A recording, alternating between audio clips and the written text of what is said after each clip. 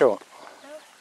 Hej, I er så kommet til Hjarbæk Camping, en campingplads, som ligger i Midtjylland, tæt ved Limfjorden, og som I kan se udsigten her bagved mig, det er så Hjarbæk Fjord. Og den her plads, den er speciel ved, at den er stor, der er højt til himlen, og vi har rigtig mange rigtig gode pladser til autocamper.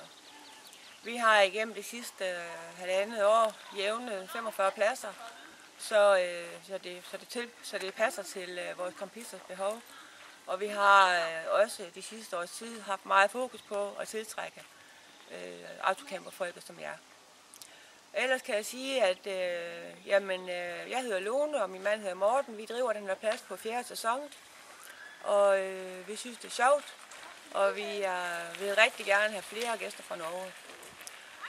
I er altid velkommen til at ringe til os, eller gå ind på vores hjemmeside, og se, om der var noget, der kunne bruges til jeres ferie.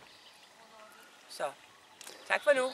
Ja, da takker jeg for at jeg fikk lov å komme hit på campingen, og så ses vi senere. Hei.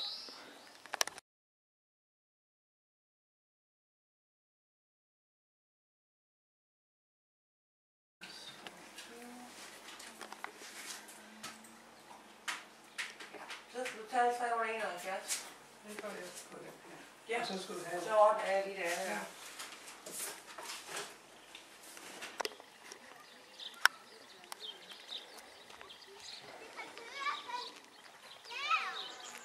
Ja, Hjarbæk Camping. Siste dagen i dag. Og nå setter vi kursen mot Bunken camping opp med Skagen, som er den siste på denne reisen.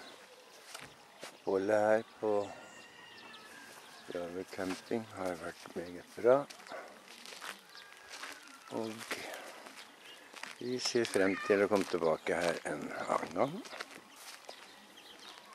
Veldig fin lekepark for barn her. Det er høyt opp på toppen.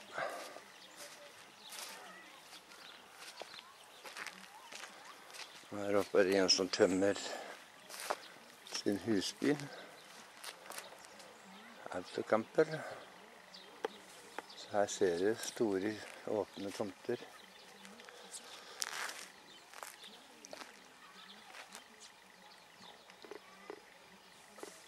Lette og store breie veier å kjøre på her og komme fram på. Mange ganger veldig trangt, men her er det veldig åpent og bra.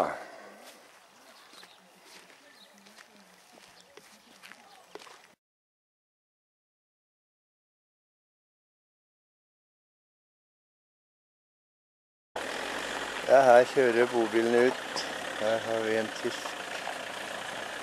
Her kommer en Adria-bil fra Nederland. Vi skal tømme.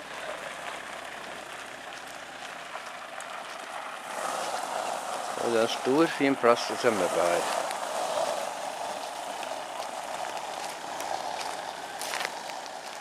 Her har vi butikken. Den er fortsatt oppe.